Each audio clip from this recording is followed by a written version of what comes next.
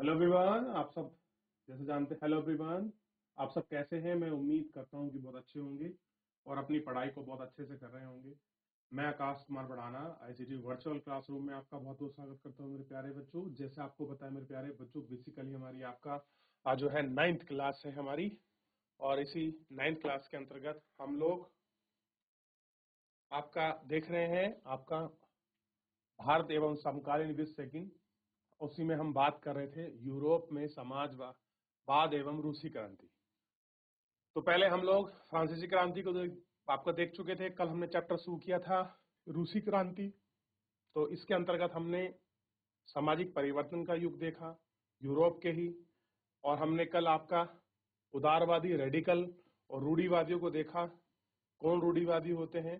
तो कल हम बेसिकली आपका रेडिकल के बारे में थोड़ा देख रहे थे, चीजों को पढ़ रहे थे। अब आगे बढ़ते हैं और यहाँ से हम पढ़ना प्रारंभ करेंगे। पहले एक बार कल तक जहाँ तक पढ़ा था, किसी बच्चे का अगर कोई डाउट कोई क्वेरी हो तो मेरे प्यारे बच्चों आप मुझसे पूछ सकते हैं। किसी का कोई डाउट कोई क्वेरी जितना हमने कल पढ़ा था। देखिए, रूढ़िवादियों ने तबका रेडिकल और उदारवादी नेताओं के खिलाफ था, मगर फ्रांसीसी क्रांति के बाद तो रूढ़िवादी भी बदलाव की जरूरत को स्वीकार कर रहे थे। कह रहे रूढ़िवादी का तबका जो था रेडिकल और उदारवादी के खिलाफ था। रेडिकल मानी के जो आपका परिवर्तनवादी होते हैं उनको हम रेडिकल कहते हैं। उदारवादी जो अपनी चीजों को लेकर एकदम लिबरल हो जाते हैं। ठीक, फ्रांसीसी क्रांति के बाद अब रूढ़िवादी भी बदलाव की जरूरत को स्वीकार करने लगे थे। पुराने समय में यानी कि 18वीं शताब्दी के बाद रूढ़िवादी आमतौर पर परिवर्तन के विचारों का विरोध करते थे। यानी कि 17 के आसपास परिवर्तन का विरोध कौन करते थे? जो आपका रूढ़िवादी लोग थे, ये आपका विरोध किया करते थे। लेकिन 19वीं सदी के तक आते आते वे मानने लगे थे कि कुछ परिवर्तन आवश्यक हो गया है, परंतु वे चाहते थे कि अतीत का सामना किया जा सके, अर्थात अतीत को पूरी तरह से ठुकराया ना जाए।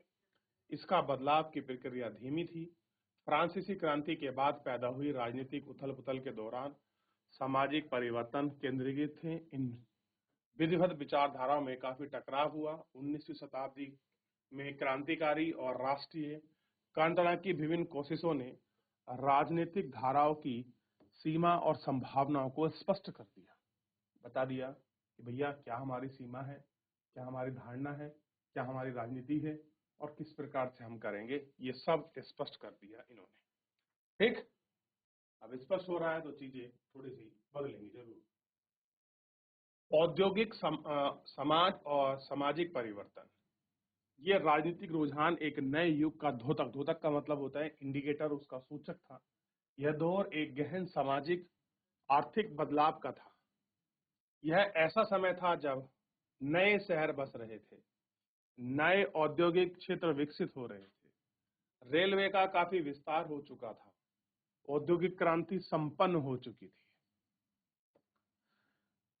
औद्योगिकरण ने औरतों और आदमियों और बच्चों सब कारखानों को लाद दिया। काम घंटे यानी कि बहुत लंबे समय में होगी और मौजूदा बहुत कम थी। बेरोजगारी आम थी। वस्तु की मांग में आपके गिरावट थी जाने के कारण बेरोजगारी और बढ़ गई थी। शहर तेजी से बरसते और फलते जा रहे थे, इसलिए आवास और साफ सुथरी सफाई का काम भी मुश्किल होता जा रहा था। उदारवादी और रेडिकल दोनों ही इन समस्याओं का हल खोजने की कोशिश कर रहे थे। कौन? उदारवादी और रेडिकल जो है। ठीक, लगभग सभी उद्योग व्यक्तिगत स्वामित्व के थे। बहुत सारे रेडिकल और उदारवादियों के पास काफी संपत्ति थी। उनके यह बहुत सारे लोग नौकरी करते थे और व्यापार या औद्योगिक व्यवसाय के जरिए धन दौलत इकट्ठा कर ली थी। वह चाहते थे कि इस तरह प्रयास को ज्यादा बढ़ावा दिया जाए। उन्हें लगता था कि अगर मजबूत स्वास्थ्य हो तभी नागरिक पढ़ लिख होंगे। इस प्रकार स्वास्थ्य का भरपूर लाभ दिया गया। लोग जन्मजात मिलने वाले विशेषाधिकारों के विरुद्ध थे।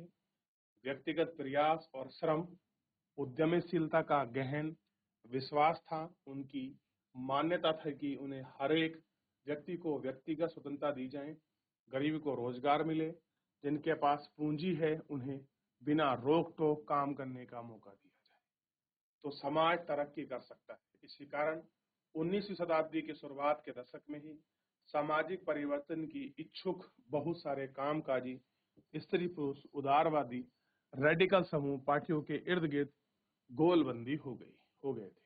कैसे हो गए थे? गोलबंदी। तो मेन आप देखेंगे इस समाज के परिवर्तन में कैसा औद्योगिकरण युग था, क्या चीजें हो रही। यूरोप में 1815 में जिस तरह से अफसरों से जिस तरह से सरकारें बनाई गई, छुटकारा पाने के लिए राष्ट्रवादी उदारवादी रेडिकल आंदोलन क्रांतिकारी के पक्ष में फ्रांस, इटली, जर्मन और रूस में ऐसे लोग क्रांतिकारी हो गए। अब यूरोप में बहुत सारी जगह में लोग कैसे हो गए आपका क्रांतिकारी, राजाओं के तख्ता पलट का प्रयास करने लगे। राष्ट्रवादी कार्यकर्ताओं ने ऐसे राष्ट्रों की स्थापना करना चाहते थे जिनमें सभी नागरिकों को समान अधिकार प्राप्त हो। 1815 के बाद इटली ने गिंगपी मेज़नी ने यह लक्ष्य प्राप्त करने के लिए अपने समर्थकों के साथ मिलकर राजा के खिलाफ साजिश रचने का आपका प्रारंभ किया। भारत सहित दुनिया भर के राष्ट्रवादियों ने उनकी रचनाओं को पढ़ा। ठीक, किसकी रचनाओं को पढ़ा बताइए आप मुझे, अभी आप पढ़ रहे थे। इटली के राष्ट्रवादी हैं मेज़नी, गिस्से मेज़नी, इनकी योजनाओं को पढ़ा। यूरोप में समाजवाद का आना, अब यूरोप में समाजवाद का आगमन हो चुका है। समाज के पुनर्गठन की संभावना और सबसे दूरगामी दृष्टि से प्राप्त करने वाली विचारधारा ही समाजवाद थी। 19वीं शताब्दी के मध्य तक यूरोप में समाजवाद एक जाना पहचाना विचार था। उसकी तरफ से बहुत सारे लोगों का ध्यान आकर्षित हो रहा था। समाजवाद निजी संपत्ति का विरोधी थे, यानी कि वे संपत्ति पर निजी स्वामित्व को सहमति नहीं देते थे। क्या करते थे? निजी संपत्ति नहीं देते थे। उनका कहना था कि संपत्ति के निजी स्वामित्व की व्यवस्था में सारी समस्याओं का जड़ है। वे ऐसा क्यों मानते थे?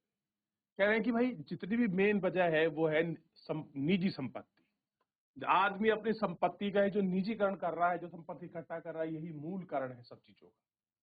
ठीक, उनका तर्क था कि बहुत सारे लोगों के पास संपत्ति है जिससे दूसरों को रोजगार मिलता है, लेकिन समस्या यह है कि संपत्ति व्यक्ति को सिर्फ अपने फायदे का मतलब बतलाता है।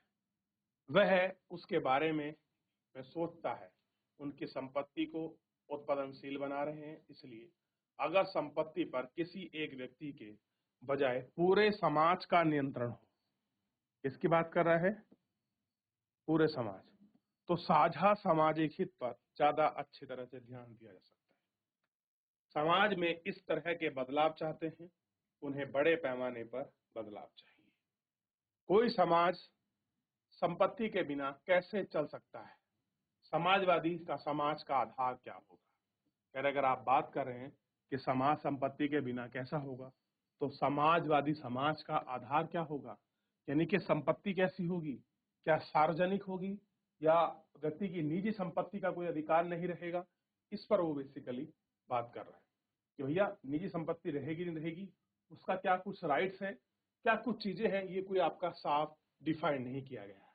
तो समाजवाद यानी कि निजी संपत्ति का विरोधी होना। अब आप किस प्रकार की निजी संपत्ति का विरोध कर रहे हैं, ये देखने वाली बात है। ठीक, निजी संपत्ति का लोग कैसे स्वामित्व उठा रहे हैं, ये हमको इसमें देखने की आवश्यकता। और देखिए, समाजवादियों के पास भविष्य की एक बिल्कुल विभिन्न दृष्टि थी। जो समाजवादी हैं उनकी फ्यूचर को लेकर एक अलग दृष्टि थी, उसको सोचते थे। कुछ समाजवादियों को कोऑपरेटिव यानी कि सामूहिक उद्यम के विचार में दिलचस्पी थी। कोऑपरेटिव मतलब सामूहिक, यानी कि सब लोग मिलजुल कर काम करें, मिलजुल कर ही चीजों का बंटवारा हो। इंग्लैंड के जाने माने उद्योगपति रॉबर्ट ऑप्सन ने इंडियान यानी के अमेरिका का नया समन्वय न्यू हार्मनी के नाम से एक नए तरह के समुदाय की रचना का प्रयास किया। कुछ समाजवादी मानते थे कि केवल व्यक्तिगत पहल कदमी ही सबसे बड़े सामूहिक खेत नहीं बने जा सकते। वह चाहते थे कि सरकार अपनी तरफ से सामूहिक खेती को बढ़ावा दे। वह चाहते थे कि सरकार अपनी तरफ से सामूहिक खेती को बढ़ावा दे। फ्रांस के लुइस ब्लांक चाहते थे कि सरकार पूंजीवादी उद्यम की जगह सामूहिक उद्यम को बढ़ावा दे। कोऑपरेटिव ऐसे लोगों के समूह थे जो मील के चक्कर में चीज बने थे और मुनाफे को प्रत्येक सदस्य के द्वारा किए गए काम के हिसाब से आपस में बांट लेते थे। क्या कर लेते थे? आपस में बांट लेते थे। ठीक, ये हमको देखना। देख लिया। अब बात आई कार्ल मार्क्स और फ्रेडरिक एंगल्स की। कार्ल मार्क्स 1818 से लेकर 1882 और फ्रेडरिक एंगल्स 1820 से लेकर 1895। इस दिशा में कई नए तर्क पेश किए गए। किसके? समाजवाद यानी कि सामूहिक कोऑपरेटिव कृषि को लेकर, सब लोगों के साथ जुड़े हुए चीजों को लेकर। मार्क्स का विचार था कि औद्योगिक सामाजिक समाज पूंजीवाद का समाज है। यानी कि अगर आप इंडस्ट्री लगाओगे, फैक्ट्री लगाओगे, चीजों को डेवलप करोगे, तो ये भैया कैपिटलिस्ट है, पूंजीवादी, और पूंजीवादी केवल अपना प्रॉफिट सोचते हैं। फैक्ट्री में लगाई गई पूंजी पर पूंजीपतियों का स्वामित्व है। भाई जो पैसा लगाएगा उसी का माल के ना हक है, वो सारे देखेगा। और पूंजीपति का काम नफा मजदूरी की वेतन से पैदा होता है। कार्ल मार्क्स का निष्कर्ष था कि जब तक निजी संपत्तियां इस तरह के मुनाफे का संचय करती रहेंगी, तब तक मजदूरों की स्थिति में सुधार नहीं आ सकता। आपको पता होना चाहिए, कार्ल मार्क्स बहुत बड़े राइटर थे और ये हमेशा मजदूरों को लेकर उनकी हक की बात करते आते थे। अपनी स्थिति में सुधार लाने के लिए मजदूरों को पूंजीवाद व निजी संपत्ति के आधार पर शासन से उखाड़ फेंकना होगा। मार्क्स का विश्वास था कि खुद पूंजीवादी शोषण से मुक्त करने के लिए मजदूरों को एक अत्यंत विभिन्न किस्म का समाज बनाना होगा, जिसमें सारी संपत्तियों को समाज यानी कि सामाजिक नियंत्रण स्वामित्व में रहेगा। उन्हें भविष्य में इस समाज को साम्यवादी समाज का नाम दिया गया। मार्क्स का विश्वास था कि पूंजीपतियों के साथ होने वाले संघर्ष में जीत अंततः मजदूरों की होगी। उनकी राय में कम्युनिस्ट समाज ही भविष्य का समाज होगा। कम्युनिस्ट समाज यानी कि मजदूरों को लेकर जो बात कर रहा है, मजदूरों की संघ की जो बात कर रहा है, जो किसानों की बात करता है, समोच्च की बात करता है, शोषित की बात करता है, उसी को कहा गया कम्युनिस्ट समाज। क्या कहा गया? कम्युनिस्ट समाज। और इसकी विचार किसने दिया? कार्ल मार्क्स ने। ठीक, ध्यान दीजिए। कह रहे हैं कि मजदूरों का एक अत्यंत भिन्न किस्म का समाज बनाया जाएगा। जो मजदूरों के समाज बनाने की बात करी है, वो ही मजदूरी की सारी संपत्ति पूरे समाज की होगी। यानी कि संपत्ति किसकी होगी? पूरे समाज की, और उसका नियंत्रण भी उन्हीं पर होगा। तो पूरे समाज और की संपत्ति और पूरे समाज का नियंत्रण होगा, उसी को कहा गया साम्यवादी यानी कि आपका कम्युनिस्ट। क्या कहा गया? कम्युनिस्ट। तो कम्युनिस्ट विचारधारा कहाँ की है? यहाँ की। चलिए, तो कम्युनिस्ट देख लिया, जहां पर पूरे समाज पर सारी चीजें, संपत्ति किसकी हो? आपका समाज का नियंत्रण हो, उसी को कहा गया कम्युनिस्ट। अब देखिए,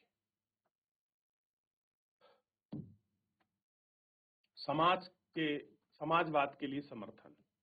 अब आप लागू कर रहे हैं तो कुछ लोग समर्थन में तो आने चाहिए। 1870 का दशक आते आते समाजवादी विचार पूरे यूरोप में फैल चुके थे। अपने प्रयासों के समन्वय लाने के लिए समाजवादियों ने द्वितीय इंटरनेशनल नामक एक अंतर्राष्ट्रीय संस्था भी बना ली। कैसी बना ली? एक द्वितीय इंटरनेशनल नामक संस्था भी बना ली।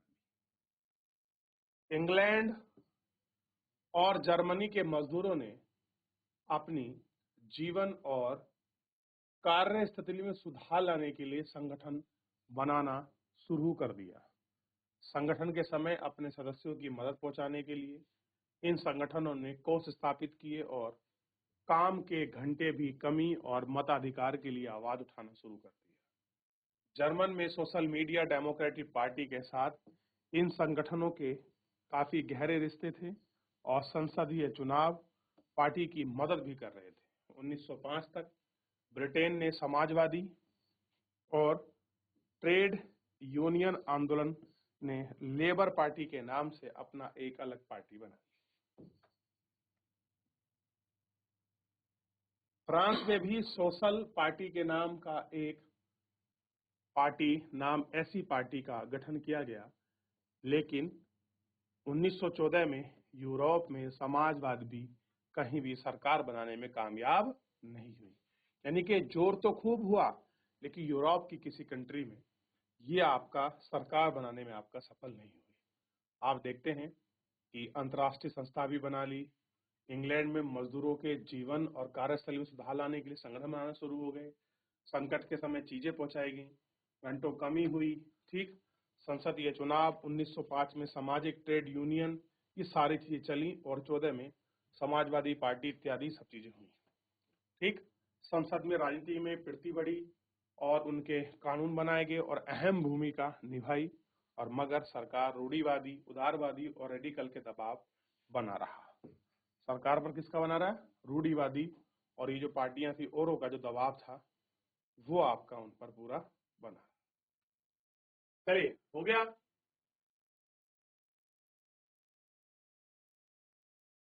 अब आपने संघर्ष का दौर देखिए, तो समाजवाद और जो है आपका समाजवाद के साथ कैसे स्थिति बदली और कैसे मजदूरों के लिए संघ और लंदन, ब्रिटेन जैसी चीजों में भी ये सारी चीजें हुई। ट्रेड यूनियन का गठन किया गया, लिबरल पार्टी बनाई गई और 14 में समाजवाद में कहीं भी,